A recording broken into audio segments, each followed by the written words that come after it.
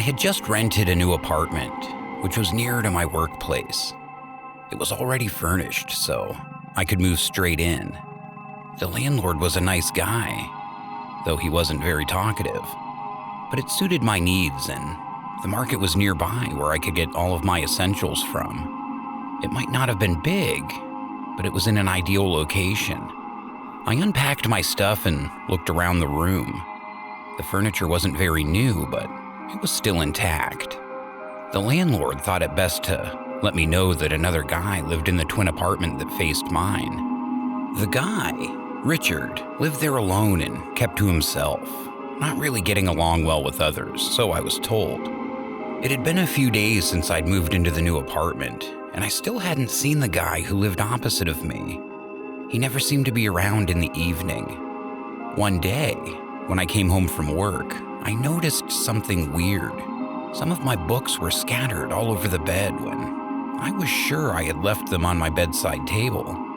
I didn't remember having any on the bed, but I didn't think much of it.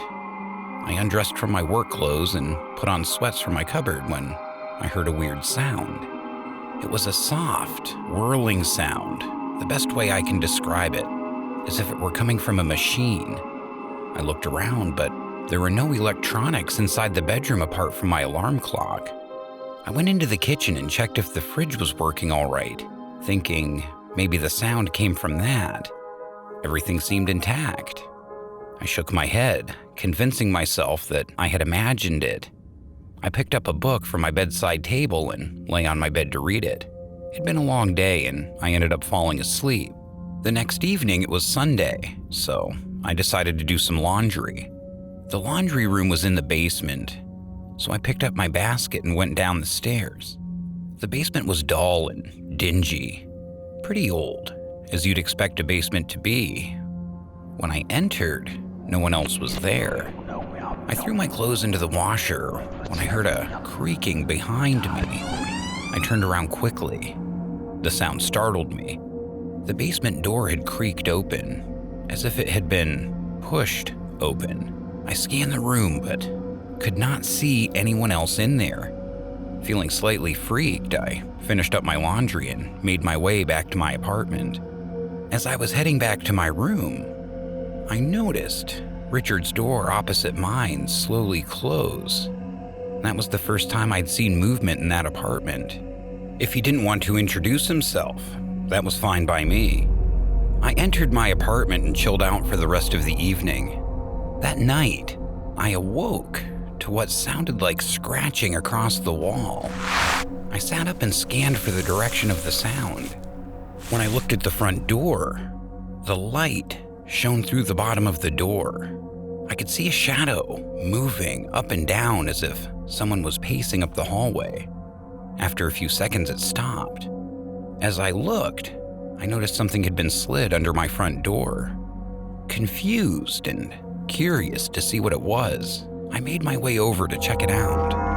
As I reached it, I saw it was a piece of paper. I picked it up and turned it over and wrote in scruffy writing. It read, "Good night, Nicole." Freaked out, I looked through my peephole looking into the hallway. It was empty. Nobody in sight. I looked to Richard's apartment and the door was closed. Needless to say, that night I couldn't sleep. Sure, it could have been no one else but Richard, I thought to myself. I would go over the next day to see if it was and finally see this guy. That morning before work, I knocked on Richard's door, but there was no answer. I said I'd try again after work in the evening. I ended up finishing work half an hour early that night, and I made my way back to my apartment, having beat the rush. I walked up the stairs and down the hallway when I noticed Richard's door was slightly open. I thought this was my chance, so I knocked on the door. There was no answer. I knocked again, saying hello as the door slowly moved open. It seemed no one was there, but I could see a light coming from the room across. Not wanting to be rude, I said hello again, but I was curious as to why there was no answer. So I slowly made my way in towards the room I saw the light. As I entered, I saw it was a light coming from a laptop screen, and as I approached it, fear consumed my body. Staring back at me from the screen was a video feed of my own bedroom. As I looked down to my horror, scattered by the laptop, there were pictures of me in bed sleeping, reading, even naked in my own apartment. My hands shook as I looked at them all. I slowly backed up as the sound I heard the other night suddenly became clear to me. I ran back to my apartment and ran straight to my bedroom, turning on the light on and then off again. My eyes searched around the dark room with the intent until I saw it. In the corner of the bedroom was a small red light. I switched the light on and went to the corner. I saw the light on my shelf. It was unmistakable. A small camera that wouldn't have been noticed unless you were looking thoroughly for it. I grabbed my phone instantly to call the police, and suddenly, I heard a creak in the direction of my closet. Fear building up in my throat like a ball. I stared at the closet, listening with intent, and then I heard it. Heavy breathing coming from within my closet. Not wasting another second, I ran as fast as I could out of the room. When the closet doors flung open and out came a tall, long-haired, pale, gaunt-looking man as he ran after me. I screamed and locked myself in the bathroom, calling the cops. As I did, the bathroom door shuddered as if trying to be broken down. Crying, I thought that was it. But after a minute, the shutter stopped. I stayed locked in that bathroom until the police arrived. I told them everything. They searched Richard's apartment. No one was there. He'd already left. The police looked for him, but he probably left town right afterwards. I left that apartment the next day, moving back in with my parents, scared from the whole experience. But what scares me the most is knowing he's still out there and could be doing the same thing to another woman right now.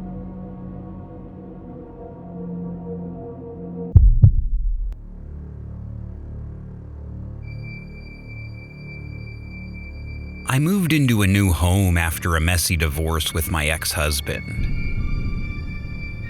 I even moved into a new town, as staying around it would bring back old memories and I couldn't handle it. So I made the tough decision to move. I shifted to a quiet area where I'd gotten a good deal for a house. It was beautiful, with an open lawn in its rear. The area was also really safe and a good area to start afresh. The first night, I had spent the entire day unpacking with a friend helping me out. We got really tired when night fell, so we ordered a takeout for dinner, and then she had to head off for work the next day. So I decided to go to sleep early. I turned off the lights and hopped into bed. I was woke up in the middle of the night by a sound downstairs. It was as if someone was coming up the stairs. I was scared, but I had to check it out. I went to the top of the stairs. There was no one there. I couldn't hear a thing except the ticking of a clock in the hallway. I convinced myself that I had imagined it and went back to bed.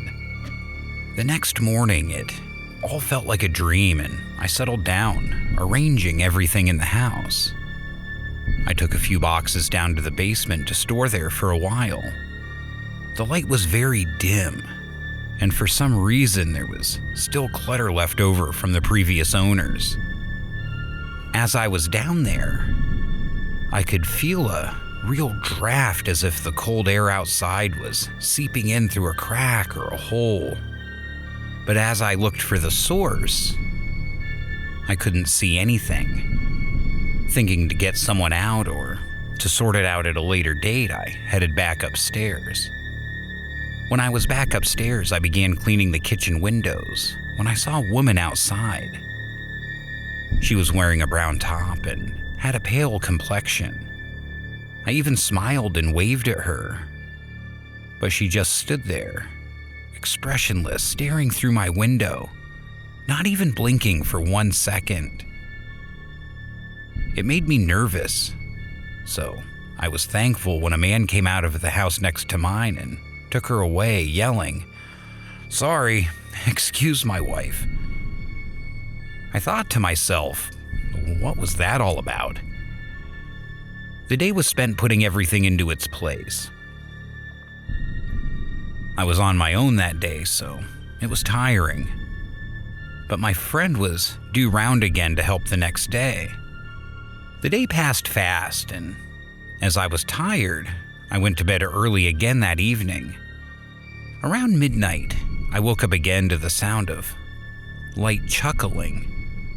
I sat up in my bed, and to my horror, I heard scratching at my bedroom door, as if someone was digging at the bottom of my door to get in.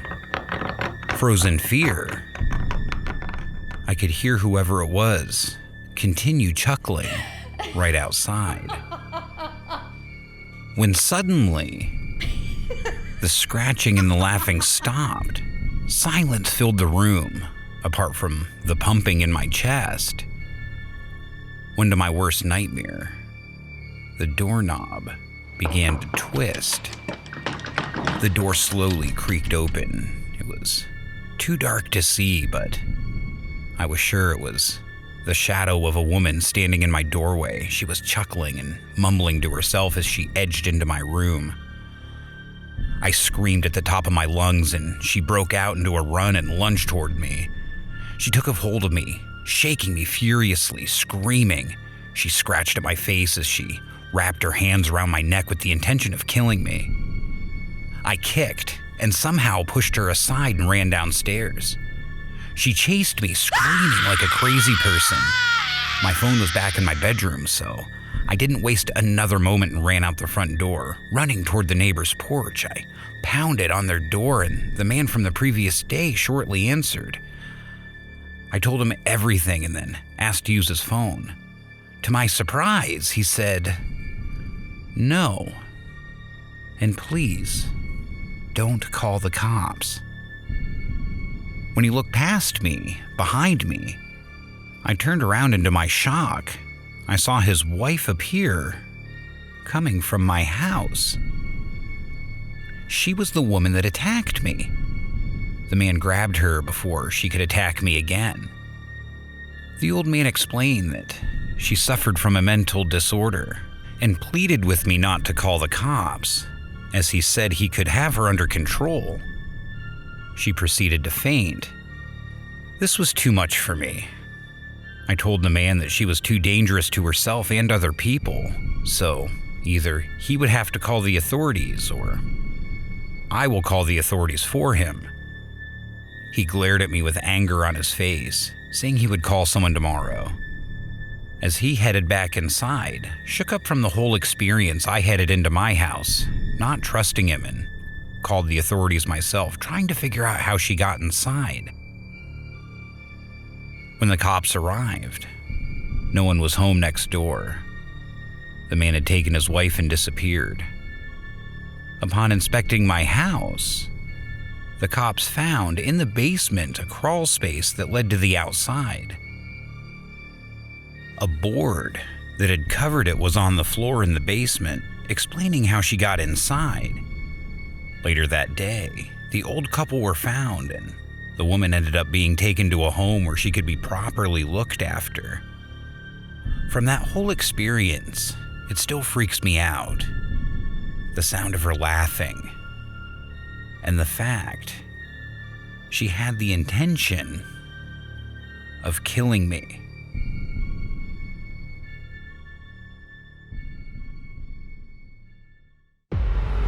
Just a quick one, guys. Thank you for listening. I hope you enjoyed these disturbing stories. Why don't you comment down below which one would have terrified you the most if it were you in that situation? Also, don't forget to subscribe just over to the left and look out for plenty more upcoming content by hitting that bell button. If you can, like, comment, and share. It really helps us out, and I really appreciate it a lot, you guys.